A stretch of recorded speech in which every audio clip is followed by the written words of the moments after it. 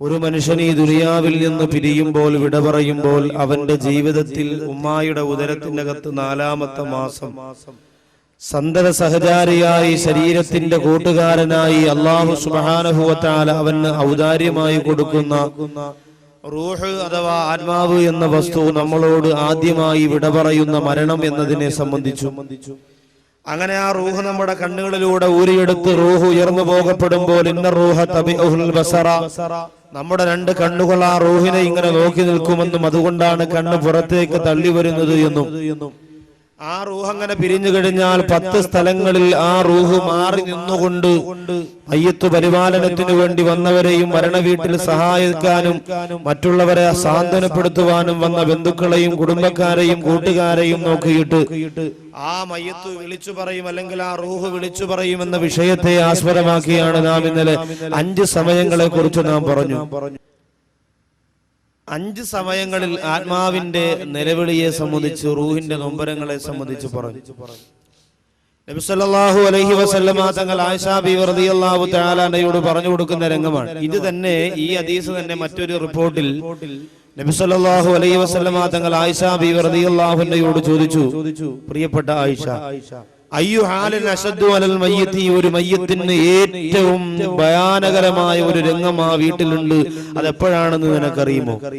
ഒരാൾ മരണപ്പെട്ടു പോയാൽ അയാളുടെ ജീവിതത്തിലെ ഏറ്റവും ഭയാനകരമായ രംഗം, അയാൾക്ക് ആ റൂഹ് വീട്ടിൽ നിന്ന് അയാളുടെ ശരീരത്തിൽ നിന്ന് പിരിഞ്ഞു പോയാൽ ആ മയ്യത്തിന് അഭിമുഖീകരിക്കേണ്ടി വരുന്ന ഏറ്റവും വലിയ സങ്കടം എപ്പോഴാണെന്ന് ചോദിച്ചപ്പോൾ ആയിഷ ബീവി റളിയല്ലാഹു തആല അൻഹ അല്ലാഹുവിന്റെ ഹബീബിനോട് പറയുന്നു, യാ റസൂലല്ലാഹ്, താൻ വെച്ച തന്റെ ഭവനത്തിന്റെ അകത്ത് തന്റെ പ്രിയപ്പെട്ട മക്കളെയും തന്റെ കുടുംബത്തെയും മറന്നുകൊണ്ട് പിരിഞ്ഞു പോകേണ്ടി വരുമ്പോൾ, ആ വീട്ടിന്റെ അകത്ത് നിന്ന് ഇനി ഒരിക്കലും മടങ്ങി വരാത്ത യാത്രക്ക് വേണ്ടി വീട്ടിന്റെ അകത്ത് നിന്ന് തിരിക്കുമ്പോൾ വീടിന്റെ യഥാർത്ഥ പടിക്കുപ്പുറത്തേക്ക് ആ സഹോദരന്റെ മയ്യത്ത് കൊണ്ടുവന്നാൽ അതാ സഹോദരന് ഏറ്റവും അധികം വിഷമമുണ്ടാകുന്ന രംഗമാണ് എന്ന് നബി സല്ലല്ലാഹു അലൈഹി വസല്ലമ തങ്ങളോട് ആയിഷ ബീവി റളിയല്ലാഹു തആല അൻഹ പറയുമ്പോൾ നമ്മുടെ ആത്മാവിന്റെ 6-ാമത്തെ നൊമ്പരം അവിടെയാണ്. അതേ, ആ മയ്യത്തിനെ ചുമന്നുകൊണ്ട് സന്തൂക്കിന്റെ അകത്തേക്ക് എടുത്തു വെക്കുമ്പോൾ ആ ശരീരത്തിന്റെ കൂടെ ഇത്രയും നാള് സഹകരിച്ചിരുന്ന 4-ാമത്തെ മാസം ഉമ്മാടെ ഉദരത്തിനകത്ത് വെച്ച് റഹ്മാനാര പടച്ചതമ്പുരാൻ കൊടുത്തിരുന്ന റൂഹുണ്ടല്ലോ, ആ റൂഹ് വിളിച്ചു പറയുന്നു, യാ ജമാഅത്തി യാ ഹിബായി, എന്റെ മയ്യത്ത് ചുമക്കുന്നവരെ, എന്നെ ഇഷ്ടപ്പെടുന്നവരെ, എന്നെ പള്ളിയിലേക്ക് അടക്കുവാനായി ധൃതിയിൽ കൊണ്ടുപോകുന്നവരെ, എന്റെ വീട്ടിൽ അവസാനമായി എന്നെ ഓർത്ത് കരയുന്നതാരാണെന്ന് ഞാനൊന്ന് നോക്കട്ടെ, അവസാനമായി എന്നെ ഓർത്തുകൊണ്ട് കണ്ണീരൊഴുക്കുന്നതാരാണെന്ന് ഞാനൊന്നറിയട്ടെ എന്ന് പറഞ്ഞുകൊണ്ട് ആ പ്രിയപ്പെട്ട റൂഹ ശരീരത്തെ ചുമക്കുന്ന ബന്ധുക്കളോട് പറയുമെന്നാണ്. എന്റെ വീട്ടിന്റെ അകത്തിരുന്ന എന്റെ ഭാര്യയാണോ, എന്റെ ജീവനക്കാർ ഇഷ്ടപ്പെട്ടിരുന്ന എന്റെ മക്കളാണോ, എന്റെ സമ്പാദ്യം കൊണ്ട് ജീവിതത്തിൽ സന്തോഷിച്ചിരുന്ന എന്റെ ഉമ്മയാണോ, എന്റെ ഉപ്പയാണോ, എന്റെ കൂട്ടുകാരാണോ, ആരാണ് അവസാനമായി ഞാൻ ഈ വീട്ടിന്റെ അകത്ത് നിന്ന് ഒരിക്കലും മടങ്ങി വരാത്ത യാത്രക്ക് വേണ്ടി തിരിക്കുമ്പോൾ അവസാനമായി കരയുന്നത് ആരാണെന്നറിയാൻ ഒന്ന് പതുക്കെ കൊണ്ടുപോകുമോ, ഞാനൊന്ന് ശ്രദ്ധിക്കട്ടെ എന്ന് 6-ാമതാ റൂഹ് വിളിച്ചു പറയുമെന്ന് നബിയുനാ മുഹമ്മദ് മുസ്തഫ സല്ലല്ലാഹു അലൈഹി വസല്ലമ തങ്ങൾ പറയുകയാണ്, എന്റെ പ്രിയപ്പെട്ട സഹോദരങ്ങളെ, അതുകൊണ്ട് മരണ വീട്ടിൽ നിങ്ങൾ കരയണം എന്നതിന് അർത്ഥമില്ല, മറിച്ച് എന്നെ ഓർത്തുകൊണ്ട്, എന്റെ വിടവാങ്ങൽ ഓർത്തുകൊണ്ട്, ഞാൻ പിരിയുന്നതറിഞ്ഞുകൊണ്ട് ഇനി ഒരിക്കലും എന്റെ വീട്ടിലേക്ക് ഞാൻ മടങ്ങി വരൂല എന്ന് മനസ്സിലാക്കിയ എന്റെ ബന്ധുക്കളിൽ ആരാണ് അവസാനമായി എന്നെ കൊണ്ടുപോകുമ്പോൾ മനസ്സു നൊമ്പരപ്പെടുന്നത്, അവരുടെ സ്നേഹത്തിന്റെ ആഴം ഞാനെന്നറിയട്ടെ എന്ന് പറഞ്ഞുകൊണ്ട് ആ റൂഹ് പ്രതീക്ഷയോടെ കാത്തിരിക്കുമെന്നാണ്. ഇന്ന് മരണവീടുകളിലെ രംഗങ്ങൾ എന്താണ്? എന്റെ പ്രിയപ്പെട്ടവരെ, മരണവീടുകളിൽ കരയാൻ വേണ്ടി മാത്രം ഹൈന്ദവ മതത്തിലെ സമുദായത്തിലെ സഹോദരിമാരെ പോലെ കരയാൻ വേണ്ടി മാത്രം ഒരു വിഭാഗം ജനിച്ചിരിക്കുന്നു. കരയാൻ വേണ്ടി മാത്രം. നമ്മൾ ആലോചിക്കണം, ഈ കരച്ചിൽ എന്ന് പറയുന്നത് എല്ലാവർക്കും അല്ലാഹു സുബ്ഹാനഹു വ തആല കൊടുത്തിട്ടുള്ളതാണ്. ചിരി എന്ന് പറയുന്നത് മനുഷ്യന് മാത്രമേ കൊടുത്തുള്ളൂ. ലോകത്ത് ചിരിക്കാനുള്ള കഴിവ് അല്ലാഹു മനുഷ്യന് മാത്രമേ കൊടുത്തിട്ടുള്ളൂ. വേറെ ഒരു ജീവജാലങ്ങളും ലോകത്ത് ഇന്ന് വരെ ചിരിച്ചിട്ടില്ല, ഇനി ചിരിക്കുകയും. എപ്പോൾ ചിരിക്കണം, എങ്ങനെ കരയണം എന്ന വിഷയത്തിൽ ഒരു ദിവസം ചിരിയും ഒരു ദിവസം കരച്ചിലുമാണ്. പക്ഷെ അത് പോരുവഴിയിലൊക്കെ ഇപ്പോൾ ഉടനെ വാതുണ്ട്, ആ സമയത്തൊക്കെ ആ വിഷയം നമുക്ക് ചർച്ച ചെയ്യാം. അപ്പൊ ഏതായാലും കരയുന്നതിന് ഒരുപാട് പ്രതിഫലമുണ്ട്. അള്ളാഹുവിനെ ഓർത്ത് കരയുന്നതിനും ഖുർആൻ ഓതി കരയുന്നതിനും നിസ്കരിക്കുമ്പോൾ കരയുന്നതിനും ഒക്കെ അള്ളാഹുവിന്റെ മുന്നിൽ ഒരുപാട് പുണ്യമുണ്ട്. പിന്നെ ദുആ ചെയ്യുമ്പോൾ കണ്ണീരൊഴുക്കുക, കരച്ചിൽ വന്നില്ലെങ്കിൽ നിങ്ങൾ കരയുന്നത് പോലെ അഭിനയിക്കുക എന്നുവരെ നബി സല്ലല്ലാഹു അലൈഹി വസല്ലം തങ്ങൾ പറഞ്ഞു. സഹോദരിമാരൊക്കെ പഴയ കാലത്തുള്ള ഉമ്മമാരൊക്കെ യാസീൻ ഓതുമ്പോൾ കരയാറുണ്ട്. ഓതുന്നത് തെറ്റാണെങ്കിൽ ഓതി തീരുമ്പോൾ അവർ കരയാസീൻ ഇങ്ങനെ നീട്ടി വെച്ചിട്ട് പിന്നെ ദുഃഖമാണ്. പിന്നെ വൽ ഖുർആനിലൊക്കെ ഇങ്ങനെ സങ്കടത്തോട് സങ്കടമാണ്. പിന്നെ ഇങ്ങനെ പറഞ്ഞു അവസാനം മൂക്ക് ഇങ്ങനെ പിടിച്ച് മുസല്ല വെക്കുന്നത് കാണും. ഇത് കരച്ചിൽ അവർക്ക് ആയത്തിന്റെ അർത്ഥത്തെ കുറിച്ച് ചിന്തിച്ചുകൊണ്ടോ അതല്ലെങ്കിൽ യാസീൻ സൂറത്ത് എന്ന് പറയുന്നത് വലിയ ദൂരമുള്ള സംഭവമാണ് എന്നതുകൊണ്ടൊന്നുമല്ല. അവരിങ്ങനെ ഓതിക്കൊണ്ടിരിക്കുമ്പോൾ അവർക്ക് ജീവിതത്തിന്റെ പല കാര്യങ്ങളും ഓർമ്മ വരികയാണ്. ആ സങ്കടമുള്ള പല കാര്യങ്ങളും മനസ്സിൽ ചിന്തിച്ച് പഴയ കാലത്തുള്ള എന്റെ പ്രിയപ്പെട്ട സഹോദരിമാർ കരയുമായിരുന്നു. അതുപോലെ എന്റെ പ്രിയപ്പെട്ടവരെ, കണ്ണുനീരിന് അള്ളാഹുവിന്റെ ദീനിൽ വിലയുണ്ട്. നാളെ പരലോകത്ത് അള്ളാഹുവിന്റെ കോടതിയിൽ മീസാൻ എന്ന ത്രാസിൽ നമ്മുടെ കണ്ണുനീര് തൂക്കി നോക്കുമെന്ന്. അപ്പൊ സന്തൂക്കിലേക്ക് വീട്ടിൽ നിന്ന് കൊണ്ടിറങ്ങി സന്തൂക്കിലേക്ക് എടുത്തു വെക്കുമ്പോൾ അവസാനം ആരാണ് എന്നെ ഓർത്ത് കരയുന്നത്, അത് കേൾക്കാൻ വേണ്ടി സങ്കടത്തോടെ റൂഹ് പ്രതീക്ഷിക്കുമെന്ന് എന്ന് പറഞ്ഞ് കൊണ്ടുപോകുമ്പോൾ ഒരു നിലവിളി സാധാരണ നമ്മുടെ വീട്ടിലുണ്ട്. നമ്മുടെ സഹോദരിമാർക്ക് എത്ര പറഞ്ഞാലും മനസ്സിലാവൂല. മരണ വീട്ടിൽ ശ്രദ്ധിക്കണമെന്നും മരണ വീട്ടിനോടൊരു അതവ് കാണിക്കണമെന്നും പറഞ്ഞാൽ എന്റെ പ്രിയപ്പെട്ടവർ മനസ്സിലാവൂല. പഴയ കാലത്തൊക്കെ നമ്മുടെ ഒരു പരിസരത്തൊരു മരണം നടന്നാൽ പിന്നെ 4-5 വീടുകളിൽ അന്ന് പാട്ട് പോലും ഇടൂല 2-3 ദിവസത്തേക്ക്. കാരണം അവരുടെ കൂടെ ആ അനുശോചനത്തിൽ അവർ പങ്കുചേരുകയാണ്. ഇന്നെല്ലാവർക്കും പത്രത്തിലൊരു അനുശോചനം പറഞ്ഞാൽ മതി. ആരെങ്കിലും മരണപ്പെട്ടാൽ ആ പോസ്റ്റർ കൊണ്ടുവന്ന് വാഹനത്തിന്റെ മുമ്പിലും ഓരോ പോസ്റ്റിന്റെ മുന്നിലും കൊണ്ട് ഒട്ടിച്ചു വെച്ചിട്ട് ഞങ്ങളുടെ പ്രിയ കൂട്ടുകാരന് ആദരാഞ്ജലികൾ എന്ന് എഴുതി ഒട്ടിക്കുന്നതോടുകൂടി അതിനോടുള്ള എല്ലാ അതവും മര്യാദയും കഴിഞ്ഞു എന്നാണ്. എത്രയോ വൃത്തിഹീനമാണ് മരണ വീടുകളിൽ. ചില വലിയ വലിയ നേതാക്കന്മാർ വരും, അവര് വന്നിട്ട് ആദ്യം അകത്ത് കയറി മരണ വീട്ടിൽ ഇങ്ങനെ മയ്യത്തിനെ കിടന്നിരിക്കുമ്പോൾ മയ്യത്തിന്റെ മുഖം കാണാൻ വേണ്ടിയിട്ട് കയറി വരും. ആ സമയത്ത് എല്ലാവരും നോക്കുന്നത് മയ്യത്തിനെ അല്ല, ഈ മയ്യത്ത് കാണാൻ വന്നയാളിനെ. അങ്ങനെ ഉണ്ടല്ലോ, ഈ മരണ വീട്ടിൽ നിൽക്കുന്നവര് മയ്യത്തിനെ മുമ്പ് ഇങ്ങനെ കിടത്തിയിരിക്കും. അതിന്റെ ചുറ്റാകെ നിൽക്കുന്ന ജനങ്ങളെല്ലാവരും നോക്കുന്നത് മയ്യത്തിനെ ആയിരിക്കൂല. കിടക്കുന്ന മയ്യത്തിനെ എപ്പോഴും നോക്കിക്കൊണ്ടെങ്കിൽ അങ്ങനെ ഒരേ കണക്ക് കിടക്കാണ്. ചിരിക്കൂല, കരയൂല, തലചൊറിയൂല, കൈ വെക്കൂല, കാല് വെക്കൂല, അങ്ങനെ തന്നെ കിടക്കാണല്ലോ. പൊക്കിയതും അതുപോലെ ചാടിയതും ഓടിയതൊക്കെ അവസാനിച്ചു, അതോടി അസ്തമിച്ച് കിടക്കാണ്. അതുകൊണ്ട് ആ മയ്യത്തിന്റെ 4 ഭാഗത്തും ഇങ്ങനെ നോക്കിക്കൊണ്ട് നിൽക്കുമെങ്കിലും മയ്യത്തിനെ അല്ല നോക്കുന്നത്, കാണാൻ വരുന്നവരെല്ലാവരും ഇങ്ങനെ നോക്കുകയാണ്. സഹോദരിമാർ ചോദിക്കും, ആലുവയിലുള്ള പെങ്ങള് വന്നായിരുന്നു. പെങ്ങള് വരുമ്പോ ഇവിടെ 5-6 നെഞ്ചിടിയും ഒക്കെ നടക്കും, ഇവിടെ 5-6 സ്വത്തിന്റെ പേരിലൊക്കെ അടി നടക്കും. ഇതൊക്കെ പറഞ്ഞിട്ട് ഇങ്ങനെ നോക്കാൻ, മയ്യത്തിനെ അല്ല നോക്കുക, മയ്യത്ത് കാണാൻ വരുന്നവരെ. അപ്പൊ ചില മിടുക്കന്മാർ ഈ മയ്യത്തിനെ കാണാൻ വരുമ്പോൾ ആൾക്കാരൊക്കെ എന്നെ ശ്രദ്ധിക്കുകയാണല്ലോ എന്ന് പറഞ്ഞുകൊണ്ട് വളരെ സ്ലോ മോഷനിലൊക്കെയാണ് കയറി വരിക. വന്നിട്ട് മയ്യത്തിന്റെ അടുത്ത് വന്ന് നിൽക്കുകയും ഭാവപ്രകടനങ്ങളൊക്കെ നടത്തുകയും ഒക്കെ ചെയ്ത് കഴിഞ്ഞിട്ട് വീടിന്റെ ഫ്രണ്ടിൽ, ആ മരണ വീടിന്റെ ഫ്രണ്ടിൽ ഒരു ചാലകസേര എടുത്തിട്ട് ഒരു കാല് മറ്റേ കാലിന്റെ മുകളിൽ കയറ്റിവെച്ച് ഒരു സിഗരറ്റും കൊളുത്തി കയ്യിലേക്ക് വെച്ചിട്ട് എപ്പോഴായിരുന്നു മരണം, എന്തായിരുന്നു എന്നൊക്കെ ചോദിച്ചിങ്ങനെ വീടിന്റെ മുമ്പിലിരുന്നു കൊണ്ട് എന്റെ പ്രിയപ്പെട്ടവരെയും മരണ വീട്ടിന്റെ ഏറ്റവും വലിയ മിടുക്കനാകാൻ ശ്രമം നടത്തുമ്പോൾ ഞാനും നിങ്ങളും അറിയാത്ത ഒരു കാര്യമുണ്ട്. ഈ വീടിന്റെ മുമ്പിൽ കിടത്തിയിരിക്കുന്ന മനുഷ്യൻ ബർസഖ് ജീവിതത്തിന് തുടക്കം കുറിച്ചിരിക്കുകയാണ്. അല്ലാഹു നിശ്ചയിച്ച ദുനിയാവിന്റെ സമയം കഴിഞ്ഞതുകൊണ്ട് ആ സഹോദരനെ ഇതാ അല്ലാഹുവിന്റെ പള്ളിപ്പറമ്പിൽ, പള്ളിയുടെ പരിസരത്തുള്ള കാടുകൾക്കിടയിൽ കുഴിക്കപ്പെട്ട പച്ചമണ്ണാകുന്ന 6 മണ്ണിന്റെ കത്തളത്ത് എല്ലാ സന്തോഷങ്ങൾക്കും പരിമുറുക്കങ്ങൾക്കും അവസാനം കുറിച്ചുകൊണ്ട് അതാ ആഖിറലോകത്തിന് തുടക്കം കുറിച്ച് ിലേക്ക് യാത്ര തിരിക്കുമ്പോൾ ആ സഹോദരന്റെ നൊമ്പരമറിയാ, ആ സഹോദരന്റെ മനസ്സിന്റെ സങ്കടമറിയാ. എന്റെ പ്രിയപ്പെട്ടവരെ ആർക്കും കഴിയുന്നില്ല. അതുകൊണ്ട് ഞാൻ ഓർമ്മിപ്പിക്കുന്ന സഹോദരിമാരെ, മരണവീടിനോട് മര്യാദ കാണിക്കണം, അതിനോട് അറിവ് കാണിക്കണം. ആ മരണ വീട്ടിൽ മര്യാദ വിട്ടുകൊണ്ട്, ആ മയ്യത്തിനോടുള്ള മര്യാദ വീടുകൊണ്ട് നമ്മൾ സംസാരിക്കാൻ പാടില്ല. ഒരുപാട് ശ്രദ്ധിക്കേണ്ട വിഷയമാണ്. സഹോദരിമാര് വെറുതെ കരയുന്നവരുണ്ട്. വലിയ അശുദ്ധിയുള്ള സ്ത്രീയാണെങ്കിൽ പോലും മരണ വീട്ടിൽ നിന്ന് ഖുർആൻ എടുത്തു വെച്ച് ജനങ്ങൾ 10 പേര് നോക്കി നിൽക്കല്ലേ, എങ്ങനെ ഞാൻ ഖുർആൻ ഓതാതിരിക്കുമെന്ന് പറഞ്ഞിട്ട് അശുദ്ധിയുള്ള പെണ്ണ് പോലും ജനങ്ങളുടെ സിമ്പതിക്ക് വേണ്ടി ഖുർആൻ ഓതുമ്പോൾ ആ മയ്യത്തിന്റെ നമ്പരം എവിടെയെന്നറിയോ? പള്ളിപ്പറമ്പിൽ ആ മയ്യത്തിന് കിടക്കാൻ വേണ്ടിയിട്ട് ഒഴിക്കുന്ന ഖബറിന്റെ ഓരോ വെട്ടുകൊള്ളുന്നതും ഈ മയ്യത്തിന്റെ നെഞ്ചിലാണ്. സങ്കടത്തോടെ പ്രയാസത്തോടെയാണ് ആ മയ്യത്ത് കിടക്കുന്നത്. എന്നെ കുളിപ്പിച്ചു കഴിഞ്ഞല്ലോ, എന്നെ പൊതിഞ്ഞു കഴിഞ്ഞല്ലോ, ഇതാ സന്തൂക്ക് കൊണ്ടുവന്നു, അതിന്റെ മുകളിലേക്ക് എടുത്തു വെക്കാൻ പോകുന്നു.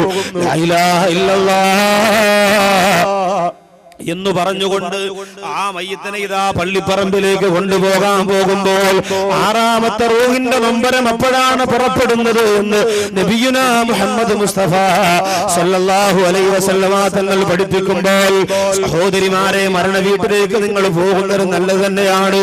ഒരു മരണ വീട്ടിലേക്ക് ചെന്നാൽ നിങ്ങൾ ആദ്യം ചെയ്യേണ്ടത് എന്താണ് പ്രിയപ്പെട്ടവരെ? മയ്യത്തിന്റെ ബന്ധുക്കളെ കാണുക എന്നതാണ്. ഭർത്താവാണ് മരിച്ചുപോയതെങ്കിൽ അയൽവാസികളായ സഹോദരിമാര് ചെന്നിട്ട് ആ ഭർത്താവിന്റെ ഭാര്യയെ കാണണം. എന്നിട്ട് അവരെ സമാധാനിപ്പിക്കണം. അവരെ ഈ അള്ളാഹുവിന്റെ വിധിയിൽ ക്ഷമിക്കാൻ പറഞ്ഞു കൊടുക്കണം.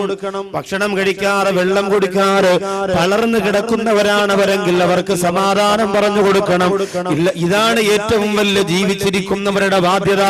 അല്ലാതെ എപ്പോഴും മയ്യത്തിന്റെ മുമ്പ് പോയി ഒരു ഖുർആനും ഇങ്ങനെ കയ്യിൽ വെച്ചുകൊണ്ട് ആണുങ്ങൾക്ക് വരാൻ വയ്യ, പൊതിയാൻ വയ്യ, പള്ളിപ്പറമ്പിലേക്ക് മയ്യത്ത് കൊണ്ടുപോകാൻ വയ്യ, ആ ഒരവസ്ഥയ്ക്ക് തടസ്സം സൃഷ്ടിച്ചുകൊണ്ട് നിൽക്കാൻ പാടില്ല. മാത്രമല്ല സഹോദരിമാരെ, എത്ര മരണം നടന്നു കഴിഞ്ഞാലും, എത്ര ബുദ്ധിമുട്ട് ലോകത്ത് സംഭവിച്ചു കഴിഞ്ഞാലും ക്ഷമിക്കാൻ ഇസ്ലാം പറയുന്നു എങ്കിലും നമ്മളെ കൊണ്ട് വലിയ ബുദ്ധിമുട്ടുള്ള കാര്യമാണ്. ഏറ്റവും വലിയ സ്നേഹം നിങ്ങൾക്ക് തന്നിരുന്ന ഭർത്താവ് മരിക്കുമ്പോഴോ, നിങ്ങളുടെ മക്കൾ മരിക്കുമ്പോഴോ, നിങ്ങളുടെ കുടുംബക്കാർ മരിക്കുമ്പോഴോ ക്ഷമിക്കണമെന്ന് ഉസ്താദുമാർക്ക് പറയാനല്ലാതെ അവർക്ക് ക്ഷമിക്കാൻ കഴിയണമെന്നില്ല. കാരണം എന്താ? ജീവിതത്തിന്റെ എല്ലാ സമയങ്ങളും മക്കൾക്ക് വേണ്ടി ചെലവഴിച്ച് ജീവിതത്തിന്റെ ഒട്ടുമിക്ക ഭാഗങ്ങളും ആ കുടുംബത്തിന് വേണ്ടി വിനിയോഗിച്ച് അവസാനം ആ സ്നേഹം തന്ന കുടുംബനാഥൻ വിടവാങ്ങുമ്പോ ആ വിടവാങ്ങൽ മനസ്സുകൊണ്ട് പൊട്ടിക്കരയുന്ന എന്റെ പ്രിയപ്പെട്ട സഹോദരിമാരെ, ലോകം ഏറ്റവും അധികം കരഞ്ഞു പോരാ, ലോകം ഏറ്റവും അധികം സങ്കടപ്പെട്ടു പോരാ, ലോകം പോലും കിടുകിടാ വിറച്ചുപോയ രംഗമാണല്ലോ ലോകത്തിലൊന്ന് ഹബീബായ നബി മുഹമ്മദ് മുസ്തഫ സല്ലല്ലാഹു അലൈഹി വസല്ലമ തങ്ങൾ വിട പറഞ്ഞു പോയത്. അത് ഈ സമുദായം ക്ഷമിച്ചില്ലേ? ഈ സമുദായത്തിലെ പ്രവാചകന്റെ പ്രിയപ്പെട്ട സ്നേഹിതന്മാരാരാ സഹാബത്ത് ശ്രമിച്ചില്ലേ? അവിടെ മനസ്സുരുകി പോയിട്ട് പോലും, തളർന്നു പോയിട്ട് പോലും ക്ഷമയോടെ കരുത്തോടെ അള്ളാന്റെ ഹബീബിന്റെ വഫാത്തിനെ അഭിമുഖീകരിച്ചില്ലേ? ഭ്രാന്ത് പിടിച്ചവനെ പോലെ അലഞ്ഞു തിരിഞ്ഞ് വന്ന ഉമർ ഇബ്നുൽ ഖത്താബ് റളിയല്ലാഹു തആല അൻഹു, അബൂബക്കർ സിദ്ദീഖ് റളിയല്ലാഹു തആല അൻഹുവിന്റെ ക്ഷമയുടെ വാക്ക് കേട്ടുകൊണ്ട് മനസ്സിന് സമാധാനം കണ്ടെത്തി പോയിയെങ്കിൽ, എന്റെ സഹോദരിമാരെ, നമ്മളാരും ഭർത്താവ് മരിച്ചു എന്ന് പറഞ്ഞുകൊണ്ട് ചില സഹോദരിമാര് വിചാരിക്കും അന്ന് തലമറയ്ക്കണ്ട, അന്ന് നല്ലതുപോലെ ഡ്രസ്സ് ധരിക്കണ്ട. എത്രയോ മരണ വീട്ടിൽ ഭർത്താവ് മരിച്ചു കിടക്കുമ്പോൾ ശരീരത്തിന്റെ നഗ്നത തുറന്നിട്ടുകൊണ്ട് മയ്യത്തിന്റെ മുമ്പ് വന്നുകൊണ്ട് നെഞ്ചത്തടിച്ച് വിളിക്കുന്ന പെണ്ണേ, നിന്റെ ഭർത്താവ് ചെയ്ത അമലുമായി ഭർത്താവ് പോയി, എന്തിനാണ് മോളെ ആ ഭർത്താവിന് അദാബ് വാങ്ങിക്കൊടുക്കുന്നത്? സ്നേഹമുള്ളവളാണ് നീയെങ്കില്, ഭർത്താവിന്റെ പരലോകം രക്ഷപ്പെടണമെന്ന് കൊതിക്കുന്നവളാണ് നീയെങ്കില് മാറപ്പിടിച്ച് അട്ടഹസിക്കല്ല പെണ്ണേ. അത് ഹൈന്ദവരുടെ ആചാരമാണ്.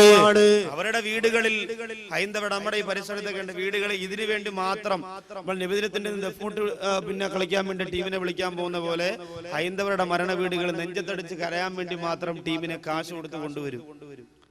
അവർക്ക് കരയണമെന്ന് അവരുടെ നിയമമുണ്ടെന്നാ പറയണം. പക്ഷെ നമുക്ക് അങ്ങനെയല്ല. നമ്മൾ മനസ്സിനെ പിടിച്ചു നിർത്താൻ ശ്രമിക്കും. നബി സല്ലല്ലാഹു അലൈഹി വസല്ലമ തങ്ങൾ ഏറ്റവും അധികം കരഞ്ഞത് ബഹുമാനപ്പെട്ട ഹംസ റളിയല്ലാഹു തആല അൻഹുവിന്റെ വഫാത്തിലും അതുപോലെ ഖദീജ ബിബി റളിയല്ലാഹു അൻഹയുടെ വിടവാങ്ങലിലുമാണ്. പിന്നെ ഒരുപാട് സമയങ്ങളിൽ നബി സല്ലല്ലാഹു അലൈഹി വസല്ലമ തങ്ങൾ മനസ്സിനെ പിടിച്ചു നിൽക്കുന്നത് പലർക്കും കാണാൻ കഴിഞ്ഞു എന്നാണ്. എത്രയോ സഹാബത്തിന്റെ മയ്യത്ത്, എത്രയോ സന്തത സഹചാരികളുടെ റൂഹ് പിരിഞ്ഞപ്പോൾ ബഹുമാനപ്പെട്ട നബിയുനാ മുഹമ്മദ് മുസ്തഫ സല്ലല്ലാഹു അലൈഹി വസല്ലമ തങ്ങൾക്ക് പറഞ്ഞു കൊടുത്തു എന്നാണ്. സൈനബ് റളിയല്ലാഹു തആല അൻഹു അതുപോലെയുള്ള പ്രിയപ്പെട്ടവരൊക്കെ മരണപ്പെട്ടപ്പോൾ നബി സല്ലല്ലാഹു അലൈഹി വസല്ലമ തങ്ങളുടെ കണ്ണുനീര് എങ്ങനെ ഒഴുകി എന്ന് പോലും എന്റെ പ്രിയപ്പെട്ടവരെ ആയിഷ ബീവി റളിയല്ലാഹു അൻഹ റിപ്പോർട്ട് ചെയ്യുന്നു. നൂറുകണക്കായ ഹദീസുകളിലൂടെ പറയുമ്പോൾ നമുക്ക് കരച്ചിലൊക്കെ വരും. സംഭവം ശരിയാണ്. ഇപ്പൊ എന്റെ വീട്ടിൽ എനിക്ക് വേണ്ടപ്പെട്ടവർ മരിച്ചാൽ ഞാനും കരയും, നിങ്ങൾക്ക് വേണ്ടപ്പെട്ടവർ മരിച്ചാൽ നിങ്ങളും കരയും. പക്ഷേ ഈ കരച്ചിലിനൊരു മര്യാദയുണ്ട്. മരണ വീട്ടിൽ നെഞ്ചത്തടിച്ച് മാറത്തടിച്ച് എന്റെ മച്ച പോയേന്നും പറഞ്ഞ് രണ്ട് കൈയും കൊണ്ട് നെഞ്ചത്തൊരൊറ്റ വിളിയാ, നൈറ്റി മാക്സിയൊക്കെ വലിച്ചു കീറി ഇതാ കിടക്കും. പിന്നെ എങ്ങനെ ഈ മരണ വീട്ടിൽ നിന്ന് ചെറുപ്പക്കാർ മാറി നിൽക്കും? നിങ്ങൾ എന്താ വിചാരിച്ചത്? നിങ്ങൾ ആലോചിക്കണം എന്റെ പ്രിയപ്പെട്ടവരെ, മരണ വീടുകളിൽ നമ്മുടെ മനസ്സിന് പ്രയാസം വരുമ്പോഴും സന്തോഷം വരുമ്പോഴാണ് ഇബ്ലീസ് പെട്ടെന്ന് മനസ്സിലേക്ക് കയറുക. ഏറ്റവും അധികം സന്തോഷം വരുമ്പോഴും ഏറ്റവും അധികം സങ്കടം വരുമ്പോഴും ശപിക്കപ്പെട്ടവനാണ് ഇബ്ലീസുൽ ലഈൻ ലഅനത്തുല്ലാഹി നമ്മുടെ മനസ്സിനെ പിടിച്ചടക്കുമെന്ന്.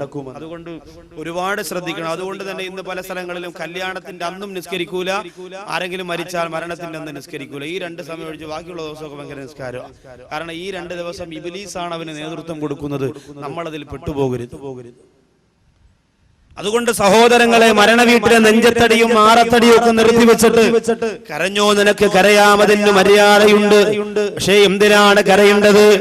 ഈ പ്രിയപ്പെട്ട മരണപ്പെട്ടു പോയ സഹോദരന്റെ ഖബറിന്റെ രക്ഷയോർത്തുകൊണ്ട് അള്ളാഹു എന്റെ പ്രിയപ്പെട്ടവനാണ്, ഭർത്താവാണ്, അതുകൊണ്ട് ആ ഭർത്താവിന്റെ ഖബർ വിശാലമാക്കി കൊടുക്കണേ റഹ്മാനെ. എന്റെ മക്കൾക്ക് വേണ്ടി ജീവിച്ചവനാണ്, എനിക്ക് വേണ്ടി ജീവിച്ചവനാണ്, ഞാൻ എന്തു പറഞ്ഞാലും എന്റെ മുമ്പിലേക്ക് കൊണ്ടുവന്നവനാണ്. വിദേശ രാജ്യത്ത് എന്റെ പ്രിയപ്പെട്ടവൻ കഷ്ടപ്പെടുമ്പോ ഞാൻ എന്താവശ്യപ്പെട്ടാലും എന്റെ മുമ്പിലേക്ക് കൊണ്ടുവന്ന് തന്നവനാണ്. അതുകൊണ്ട് എന്റെ പ്രിയപ്പെട്ട ഭർത്താവ് ഇന്ന് മുതൽ ബർസഖിന്റെ ജീവിതത്തിന് തുടക്കം കുറിക്കുമ്പോ എന്റെ പ്രിയപ്പെട്ട ഭർത്താവിന്റെ ഖബർ വിശാലമാക്കി കൊടുക്കണേ അല്ലാഹ് എന്നോർത്തുകൊണ്ട് കരയാമത് മാത്രമല്ല, ബഹുമാനപ്പെട്ട ഉമ്മു സുലൈം റളിയല്ലാഹു തആല അൻഹുവിനോട് അബൂ സലമ റളിയല്ലാഹു തആല അൻഹു പഠിപ്പിച്ചു കൊടുത്ത ദിക്ർ എന്താണ്? അല്ലാഹുവിന്റെ ഹബീബായ നബി മുഹമ്മദ് മുസ്തഫ സല്ലല്ലാഹു അലൈഹി വസല്ലമ തങ്ങൾ പറഞ്ഞു കൊടുത്തതാണ്. അല്ലാഹുമ്മ അജ്റുനി ഫീ മുസീബതി വഖ്ലിഫ്നി ഖൈറൻ മിൻഹാ. നബി സല്ലല്ലാഹു അലൈഹി വസല്ലമ തങ്ങൾ അടുത്തു പോയിരുന്നിട്ട് ബഹുമാനപ്പെട്ട അബൂ സലമ റളിയല്ലാഹു തആല അൻഹു പഠിച്ചുകൊണ്ട് വന്ന ദിക്റാണ്. ഉമ്മു സലമയോട് പറഞ്ഞു കൊടുത്തു, പെണ്ണേ, വിലപ്പെട്ടത് എന്തെങ്കിലും നിനക്ക് നഷ്ടപ്പെട്ടു പോയാൽ, ഏറ്റവും വേണ്ടപ്പെട്ട വിലപ്പെട്ടത് എന്തെങ്കിലും നിനക്ക് നഷ്ടപ്പെട്ടു പോയാൽ പെണ്ണെ ഈ ദിക്ർ പറയാ. അല്ലാഹുവിന്റെ റസൂൽ പറഞ്ഞിട്ടുണ്ടോ? എന്ത് ദിക്റാണെന്ന് ചോദിച്ചപ്പോ അബൂ സലമ റളിയല്ലാഹു തആല അൻഹു പറഞ്ഞു കൊടുക്കുന്നു, അല്ലാഹുമ്മ അജ്റിനി ഫീ മുസീബതി വഖ്ലിഫ്നി ഖൈറൻ മിൻഹാ. അല്ലാഹുവേ, എനിക്ക് സംഭവിച്ചു പോയ വിപത്തിൽ നീ എനിക്ക് പ്രതിഫലം തരണേ റഹ്മാനെ. വഖ്ലിഫ്നി ഖൈറൻ മിൻഹാ, അതിനേക്കാൾ ശ്രേഷ്ഠമായത് എനിക്ക് നീ പകരം തരണേ തമ്പുരാനെ. അല്ലാഹുവിന്റെ ഹബീബായ നബി തങ്ങൾ ഈ ദിക്ർ പറഞ്ഞു കൊടുത്തപ്പോ അബൂ സലമ റളിയല്ലാഹു അൻഹു തന്റെ ഭാര്യയോട് പഠിപ്പിച്ചു കൊടുത്തു. ഭാര്യ മനസ്സുകൊണ്ട് ആ ദിക്ർ പഠിച്ചു വെച്ചിരുന്നു. അവസാനമതാ ഒരുപാട് ദിവസം കഴിഞ്ഞപ്പോ അബൂ സലമ റളിയല്ലാഹു തആല അൻഹു മരണപ്പെട്ടു പോയി. ഈ ദിക്ർ പഠിപ്പിച്ചു കൊടുത്ത നബി തങ്ങൾ പറഞ്ഞു കൊടുത്ത ദിക്റും കൊണ്ട് വീട്ടിൽ നിന്ന് ഭാര്യയ്ക്ക് പഠിപ്പിച്ചു കൊടുത്ത അബൂ സലമ റളിയല്ലാഹു അൻഹു മരിച്ചുപോയി. മരിച്ചുപോയപ്പോ ഭർത്താവ് മരിച്ച 4 മാസവും 10 ദിവസവും ഇദ്ദ ഇരിക്കണമെന്ന്. സഹോദരിമാർക്ക് ഈ പരിസരത്തൊക്കെ വനിതാ ക്ലാസിന്റെ അവസ്ഥയൊന്നും എനിക്കറിയില്ല. എന്നാലും എന്റെ പ്രിയപ്പെട്ടവരെ, പഠനവേദികൾ നടത്തി സഹോദരിമാർക്ക് ഇദ്ദയുടെ കാലാവധിയും ഇദ്ദയുടെ സൂക്ഷ്മതയൊക്കെ പറഞ്ഞു മനസ്സിലാക്കി കൊടുക്കും. ഇല്ലെങ്കിൽ അത് അപകടമാണ്. ആ സമയത്ത് അവരാരും പിന്നീട് പഠിക്കാമല്ലോ, ഭർത്താവ് മരിച്ചിട്ടല്ലേ, ഒന്നും പറയാൻ നമുക്ക് പറ്റൂല. നമ്മുടെ ഇദ്ദയുടെ കാലാവധി സഹോദരിമാർ അറിഞ്ഞിരിക്കണം, അത് പഠിക്കണം. ആവശ്യമില്ലാത്തതെല്ലാം പഠിച്ച് ആവശ്യമുള്ളത് മുഴുവനും ഒഴിവാക്കുന്ന ഒരു രംഗം നമുക്ക് ഉണ്ടാവാൻ പാടില്ല. അവനെ 4 മാസവും 10 ദിവസവും ഈ ബഹുമാനപ്പെട്ട ഉമ്മു സലമ റളിയല്ലാഹു അൻഹ ഇദ്ദ ഇരുന്നപ്പോ ഈ ദുആയാണ് പഠിച്ചത്. ഭർത്താവ് പഠിപ്പിച്ചു കൊടുത്ത ദുആ, അല്ലാഹുവിന്റെ ഹബീബ് നിന്റെ നേതൃത്വത്തിൽ ഭർത്താവ് തന്റെ വീട്ടിൽ വന്ന് പഠിപ്പിച്ചു കൊടുത്ത ദുആ. എന്ത് ദുആ? അല്ലാഹുമ്മ അജ്റിനി ഫീ മുസീബതി വഖ്ലിഫ്നി ഖൈറൻ മിൻഹാ. അല്ലാഹുവേ, എനിക്ക് സംഭവിച്ച എന്റെ വിപത്ത് എന്റെ ഭർത്താവിനോട് വിട പറഞ്ഞു പോയതാണ്. എത്ര സ്നേഹമായിരുന്നു അല്ലാഹ്, എത്ര സന്തോഷമായിരുന്നു അല്ലാഹ്. വഖ്ലിഫ്നി ഖൈറൻ മിൻഹാ. ആ ഭർത്താവിനേക്കാൾ നല്ല ഒരു ഉത്തമ കുടുംബനാഥന് എനിക്ക് പകരം തരണേ അല്ലാഹ് എന്നാണ് ആ ദിക്റിന്റെ അർത്ഥം. മക്കൾ മരിച്ചാലും എന്തെങ്കിലും സാധനങ്ങൾ നഷ്ടപ്പെട്ടു പോയാലും ഭർത്താവ് മരിച്ചാലും എല്ലാ സഹോദരിമാര് ദിക്റ് ചൊല്ലണം. ഭാര്യമാര് മരിച്ചാലും നിങ്ങൾ അങ്ങനെ തന്നെയാണ് ദിക്റ് ചൊല്ലണം. അങ്ങനെ ദിക്റ് ചൊല്ലുമ്പോ അള്ളാന്റെ ഹബീബ് പഠിപ്പിച്ച ദിക്റിന്റെ മഹത്വമുണ്ടല്ലോ. ആ ദിക്റിന് പകരമായി മരിച്ചുപോയവരെക്കാൾ ശ്രേഷ്ഠമായവരെ നിങ്ങൾക്ക് അല്ലാഹു തിരിച്ചു തരുന്നതാണ്. ബഹുമാനപ്പെട്ട ഉമ്മു സലമ റളിയല്ലാഹു തആല അൻഹ മനസ്സുകൊണ്ട് സഹാബത്തിനോട് പറയുന്ന, സഹാബ, എന്റെ ഭർത്താവ് മരിച്ചപ്പോ അതിനേക്കാൾ ഉത്തമനായവനെ തിരിച്ചു തരണമെന്ന് അല്ലാഹുവിന്റെ റസൂല് പഠിപ്പിച്ച ദിക്റ് ഞാൻ ചൊല്ലിയെങ്കിലും എന്റെ മനസ്സിലറിയാ, ആരാണ് ദുനിയാവിൽ അയാളെക്കാൾ ശ്രേഷ്ഠമായത്? എന്റെ ഭർത്താവിനേക്കാൾ എന്നെ സ്നേഹിച്ചവരാരുമില്ലല്ലോ, എന്റെ ഭർത്താവിനേക്കാൾ ദീനുള്ളവരാരുമില്ലല്ലോ, എന്റെ ഭർത്താവിനേക്കാൾ എന്റെ കുടുംബം പോറ്റുന്നവരാരുമില്ലല്ലോ എന്ന് ചിന്തിച്ചുകൊണ്ട് എനിക്കിനി ആരാണ് ഇതിന് പകരം വരാറുള്ളത്? ഭർത്താവിനേക്കാൾ മെച്ചമായത് ദുനിയാവിൽ വേറെ ആരുമില്ല. ഞാൻ കണ്ട മനുഷ്യരിൽ വെച്ച് ഏറ്റവും ഉത്കൃഷ്ടനാണ് അബൂസലമ. അബൂസലമ മരണപ്പെട്ടു പോയപ്പോ ഇനി അബൂസലമയ്ക്ക് പകരം ആരാണ് എനിക്ക് വരാനുള്ളത്? പക്ഷേ ഫലമംഗലത്തെ യുദ്ധത്തി ഉമ്മു സലമ റളിയല്ലാഹു അൻഹ പറയുന്നു, എന്റെ ഇദ്ദയുടെ കാലാവധി കഴിഞ്ഞപ്പോൾ ഖതബനി റസൂലുള്ളാഹ്, അല്ലാഹുവിന്റെ റസൂല് വിവാഹാലോചനയുമായി ചെല്ലുകയാണ്. ബഹുമാനപ്പെട്ട ഉമ്മു സലമ റളിയല്ലാഹു അൻഹ പറയുന്നു, 40 ദിവസം ഞാൻ ഇദ്ദയിരുന്നുകൊണ്ട്, 4 മാസവും 10 ദിവസവും ഇദ്ദയിരുന്നുകൊണ്ട് എന്റെ പ്രിയപ്പെട്ട ഭർത്താവിന്റെ വിയോഗത്തിന്റെ ദിക്റ് ഞാൻ അങ്ങ് ചൊല്ലിയപ്പോ, റസൂലുള്ള പഠിപ്പിച്ച ദിക്റ് അങ്ങ് ചൊല്ലിയപ്പോ, എന്റെ ഭർത്താവിനേക്കാൾ ഉത്തമനായ ഭർത്താവിന് പകരം തരണമെന്ന് കരഞ്ഞുകൊണ്ട് എന്റെ പടച്ച റബ്ബിനോട് പറഞ്ഞപ്പോ അല്ലാഹു എനിക്ക് സമ്മാനമായി തന്നതാരാ? റസൂലുള്ളാഹേ, തിങ്കൾ ഹബീബുള്ളാഹേ, തൊയ്വ പദീം ജീവേ, തൗഹീദൊളി നീലാവേ, അർശും കുർസിനും അധിപതിയുടയോന് അസനത്ത് ഉലകത്തിൽ ഉരച്ച പോയേ, അർശും കുർസിനും അധിപതിയുടയോന് അസനത്ത് ഉലകത്തിൽ ഉരച്ച പോയേ, താഹ റസൂലുള്ളാഹേ, തിങ്കൾ ഹബീബുള്ളാഹേ. അല്ലാഹുവിന്റെ റസൂലാണെന്ന് വിവാഹം ആലോചിച്ചു വന്നത്. ആ ദുആ ഞാൻ ചൊല്ലിയത് കൊണ്ട് അള്ളാന്റെ ഹബീബിനെയാണ് പിന്നെ എനിക്ക് ഭർത്താവായിട്ട് കിട്ടിയത്, അൽഹംദുലില്ലാഹ് എന്ന് കരഞ്ഞുകൊണ്ട് തന്റെ പ്രിയപ്പെട്ട സഹാബത്തിനോട് ഉമ്മു സലമ റളിയല്ലാഹു തആല അൻഹ വ്യക്തമാക്കി കൊടുക്കുമ്പോ, മരണ വീട്ടിൽ നെഞ്ചപ്പടിക്കുന്ന പെണ്ണേ, ഭർത്താവിന്റെ പരലോക രക്ഷ ഓർത്തുകൊണ്ടാണ് കരയേണ്ടത്. ഇന്ന് സ്ത്രീകൾ കരയുന്ന എന്തിനാ? ബഹുമാനപ്പെട്ട തഴവ ഉസ്താദ് പറഞ്ഞതുപോലെ സിനിമയ്ക്ക് സ്കൂട്ടറിൽ കൊണ്ടുപോകാൻ എന്നെ ആരുണ്ട് എന്നോർത്തവളതാ കരയുന്നേ, സിനിമയ്ക്ക് സ്കൂട്ടറിൽ കൊണ്ടുപോകാൻ എന്നെ ആരുണ്ട് എന്നോർത്തവളതാ കരയുന്നേ. അല്ലാഹുവേ, പടച്ചവനെ, എന്നെ ഇനി ആരാണ് ഒരു സിനിമ കാണിക്കാൻ കൊണ്ടുപോകാനുള്ളത്? മമ്മൂട്ടിയുടെ ബെക്സാറ്റർ കാണാൻ കൊണ്ടുപോകാൻ എന്റെ പ്രിയപ്പെട്ട ഇക്ക മേരിക്കൊണ്ടൊരു കുഞ്ഞാട് കാണാ പൾസറിന്റെ പുറകിൽ എത്തിയിട്ട് പരനിക്കാവിന്റെ റോഡിലൂടെ നാട്ടുകാർ നോക്കി നിൽക്കുന്നു. എന്റെ കൂട്ടുകാരികളാണ് സ്ത്രീകളൊക്കെ അത്ഭുതപ്പെടുമ്പോ അവരുടെ മുന്നിലൂടെ അന്തസ്സോടെ എന്നെ കൊണ്ടുപോറ എന്റെ പ്രിയപ്പെട്ട ഇക്ക ഉത്സവം കാണാൻ കൊണ്ടുപോറ ഇക്ക വീകാലാലിന്റെ കൃത്രിമ കടപ്പുറത്ത് എന്നെ കൊണ്ടുവന്നിട്ട് കുളിപ്പിക്കാൻ വേണ്ടിയിട്ട് എന്നെ കടലിലേക്ക് വലിച്ചെറിഞ്ഞ ഇക്ക, നാളെ ആരാണ് എന്നെ കൊണ്ടുപോകാൻ വരുന്നത്? നിങ്ങൾ മരിച്ചുപോയല്ലോ എന്ന് പറഞ്ഞ് സങ്കടപ്പെടുന്ന ഒരു ഭാര്യയായി നമ്മുടെ ഭാര്യ മാറാൻ പാടില്ല. അങ്ങനെ സങ്കടപ്പെടുന്ന ഭാര്യയാണെങ്കിൽ വേറൊരു ഭർത്താവിനെ കിട്ടുമ്പോൾ ആ സങ്കടം അങ്ങ് തീരും, പിന്നെ നമ്മളെ മറക്കും.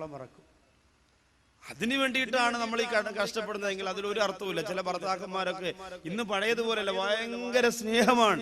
ഭാര്യമാരോട് ഭർത്താക്കന്മാർക്കുള്ള സ്നേഹമെന്ന് പറഞ്ഞാൽ അളന്ന് തിട്ടപ്പെടുത്താൻ പറ്റൂല. വിളിക്കുന്നത് പോലും എവിടാടാ, നീ എവിടാടാ, ഞാൻ പോരു വഴിയിലാടാ, ഓക്കേടാ.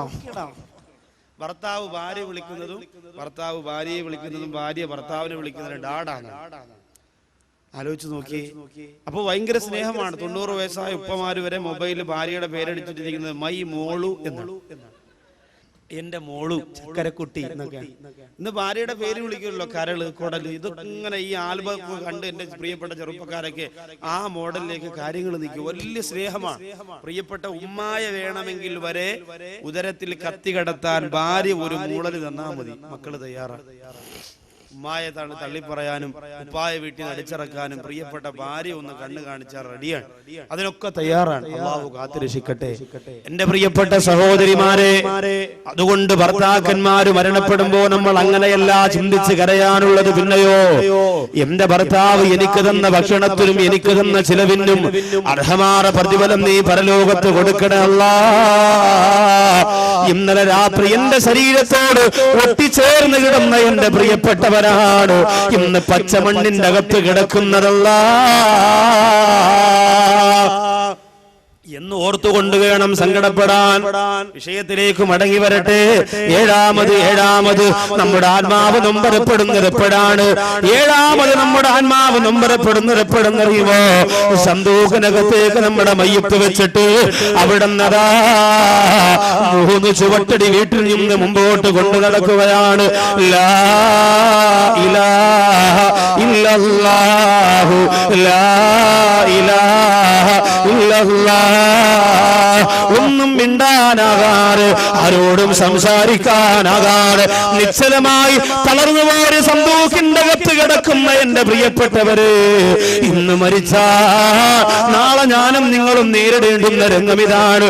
അങ്ങനെ കൊണ്ടുപോകുമ്പോ 6ാമത് റൂഹ് വിളിച്ചു പറയുന്നതെന്തെന്നറിയോ? യാ ഹിബായി വയാ ഔലാദി, എന്റെ പ്രിയപ്പെട്ട മക്കളെ, എന്നെ ഇഷ്ടപ്പെടുന്നവര്, എന്റെ കുടുംബക്കാര്, എന്റെ ബന്ധുക്കളെ എന്ന് വിളിച്ചിട്ട് 6ാമത് റൂഹ് വിളിച്ചു പറയുന്നു, നിങ്ങളാരും എന്നെ പള്ളിപ്പറമ്പിലേക്ക് കൊണ്ടുപോകുമ്പോ ദുനിയവിയായ കാര്യങ്ങൾ സംസാരിച്ചു കൊണ്ടുപോകല്ലേ. എന്റെ മഗ്ഫിറത്തിന് വേണ്ടി, എന്റെ ശരീരത്തിന്റെ മഗ്ഫിറത്തിന് വേണ്ടി പാപമോചനം തേടണമെന്ന് വിളിച്ചു പറയുമ്പോ, എന്റെ പ്രിയപ്പെട്ട സഹോദരങ്ങളെ, മയ്യത്ത് കൊണ്ടുപോകുമ്പോ മൊബൈൽ ചെവിയിൽ വെച്ചുകൊണ്ട് പോകുന്നവരില്ലേ, സിനിമാ പാട്ട് പാടിക്കൊണ്ട് പോകുന്നവരില്ലേ, എന്തിനേറെ മയ്യത്ത് പൊതിയുമ്പോ പോലും ദുനിയാവിന്റെ കാര്യം പറഞ്ഞ് പൊട്ടിച്ചിരിക്കുന്നവരില്ലേ.